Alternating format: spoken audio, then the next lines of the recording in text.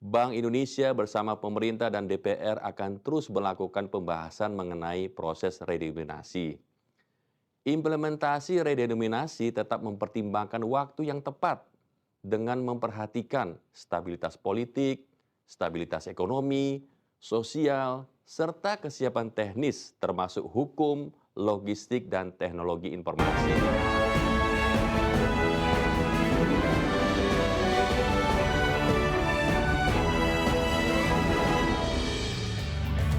Bank Indonesia memastikan bahwa redenominasi rupiah tetap mempertimbangkan waktu yang tepat dengan memperhatikan stabilitas politik, ekonomi, sosial, serta kesiapan teknis, termasuk hukum, logistik, dan teknologi informasi. Bank Indonesia mengungkapkan rancangan undang-undang atau RUU redenominasi rupiah upaya mendorong efisiensi transaksi dan kredibilitas rupiah. Kepala Departemen Komunikasi BI Tamdan Denny Prakoso menjelaskan bahwa kebijakan redenominasi rupiah tidak akan mempengaruhi daya beli masyarakat maupun nilai tukar terhadap barang dan jasa. Ramdan menjelaskan bahwa redenominasi hanyalah penyederhanaan jumlah digit pada pecahan rupiah tanpa mengubah nilai realnya. BI pun yakin kebijakan ini akan membawa sejumlah manfaat strategis, diantaranya meningkatkan efisiensi transaksi, memperkuat kredibilitas rupiah, serta mendukung modernisasi sistem pembayaran nasional. BI memastikan bahwa seluruh proses redenominasi akan dilakukan secara hati-hati dan melalui koordinasi erat antara Bank Indonesia, pemerintah, dan seluruh pemangku kepentingan terkait. Saat ini RUU redenominasi telah masuk dalam program legislasi nasional Prolegnas jangka menengah tahun 2025-2029 sebagai RUU inisiatif pemerintah atas usulan Bank Indonesia. Selanjutnya, Bank Indonesia bersama pemerintah dan DPR akan terus melakukan pembahasan mengenai proses redenominasi.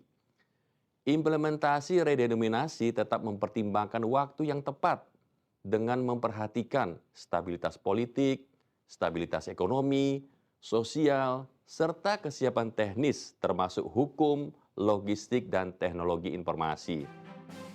Ramdan menjelaskan bahwa RUU redenominasi telah dimasukkan dalam program legislasi nasional jangka menengah 2025 hingga 2029 sebagai RUU inisiatif pemerintah atas usulan BI.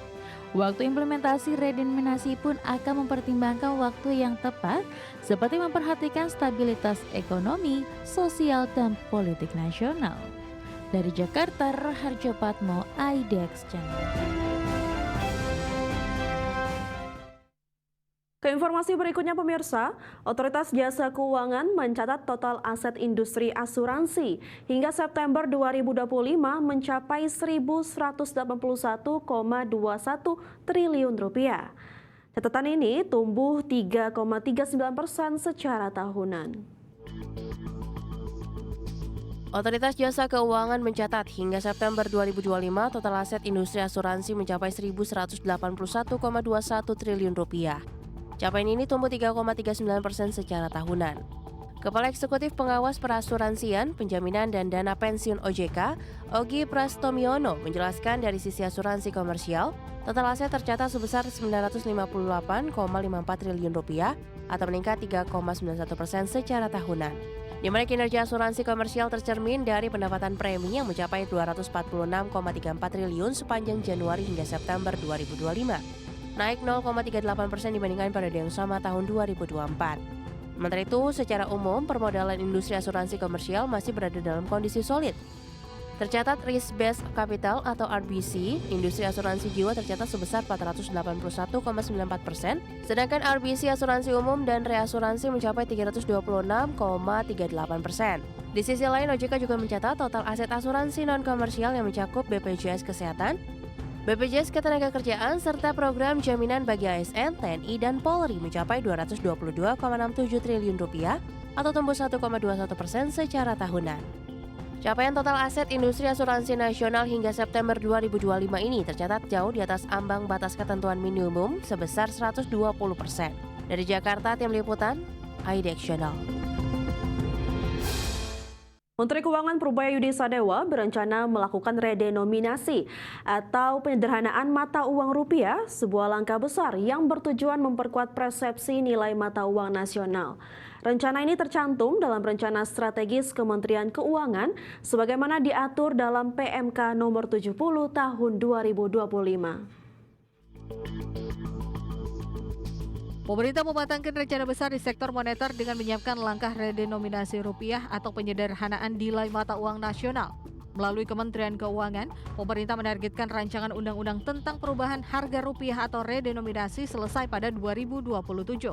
Target itu tercantum dalam Peraturan Menteri Keuangan Nomor 70 Tahun 2025 tentang Rencana Strategis Kementerian Keuangan 2025-2029. Seperti diketahui, redenominasi adalah langkah menyederhanakan nilai nominal rupiah tanpa mengubah nilai real atau daya beli. Dengan kebijakan ini, angka nol pada pecahan uang dipangkas sehingga transaksi menjadi lebih efisien, sementara harga barang dan daya beli masyarakat dipertahankan.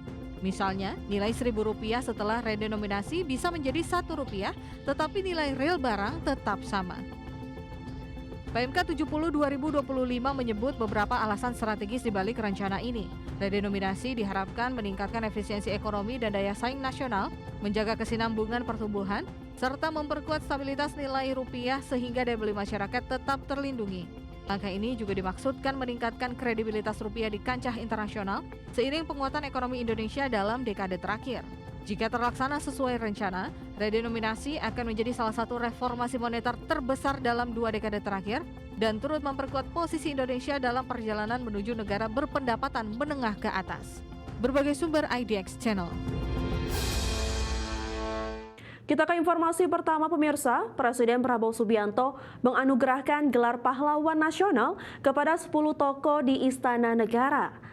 Dari 10 tokoh, ada 2 nama Presiden RI yang diberikan gelar.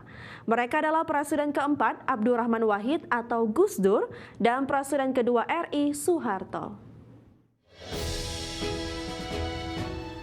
Dalam rangka peringatan Hari Pahlawan, Presiden Prabowo Subianto resmi menganugerahkan gelar pahlawan nasional kepada 10 tokoh bangsa di Istana Negara.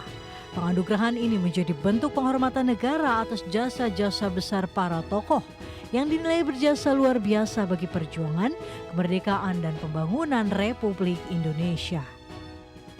Dalam sambutannya, Presiden ke-8 RI itu menyampaikan bahwa pemberian gelar ini merupakan bentuk penghormatan kepada para pejuang yang telah memberikan dedikasi, pengorbanan dan keteladanan bagi bangsa. Upacara penganugerahan turut dihadiri oleh para Menteri Kabinet Merah Putih serta keluarga ahli waris dari para tokoh yang dianugerahi gelar pahlawan nasional. Marilah kita sejenak mengenang arwah dan jasa-jasa para pahlawan yang telah berkorban untuk kemerdekaan, kedaulatan dan kehormatan bangsa Indonesia, yang telah memberi segala-galanya agar kita bisa hidup merdeka dan kita bisa hidup dalam alam yang sejahtera. Berikut daftar 10 tokoh penerima gelar pahlawan nasional pada tahun 2025.